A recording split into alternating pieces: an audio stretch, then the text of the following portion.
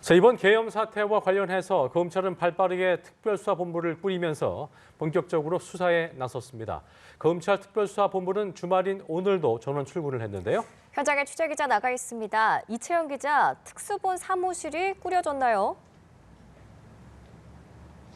네, 서울 고검에 나와 있습니다. 검찰 특수본은 서울 동부지검에 아직 사무실이 마련되진 않았습니다. 일단 오늘은 수사팀 전원이 출근해 아침 일찍부터 이곳 서울 고검과 바로 옆 서울중앙지검 청사 사무실에서 사건을 살펴보고 있습니다. 이후 사무실이 마련되는 대로 이동할 계획인데요. 특수본은 어제 박세현 서울고검장을 본부장으로 해 대검과 서울중앙지검 소속검사, 수사관 50여 명 규모로 꾸려졌고 본격 수사에 들어간 상황입니다. 차장급인 김종우 서울남부지검 2차장을 중심으로 공안통 이찬규 부장과 특수통 최순호, 최재순 부장 산하 3개 팀 체제로 파견되는 군검사 등 군검찰 수사 인력 12명이 합류할 예정입니다.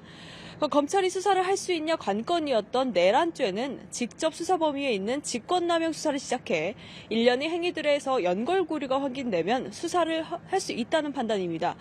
현역 군인은 검찰이 별도 수사권이 없는 데다 이번 사태에 전 국방장관을 비롯해 군 관계자가 줄줄이 연루돼 있는 만큼 군검찰과 함께 수사를 진행한다는 방침입니다.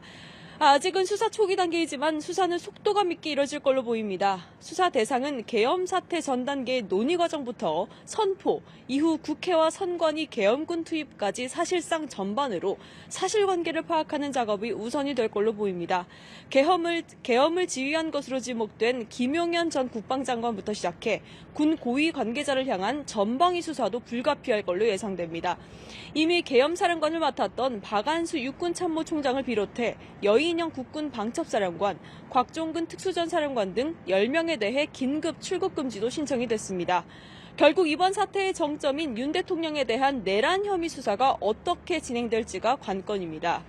검찰총장 지휘권이 있는 박성재 법무장관 역시 수사선상에서 자유로울 수 없는 상황이라 검찰 수사가 강도 있게 이뤄질 수 있을지 지켜봐야겠습니다.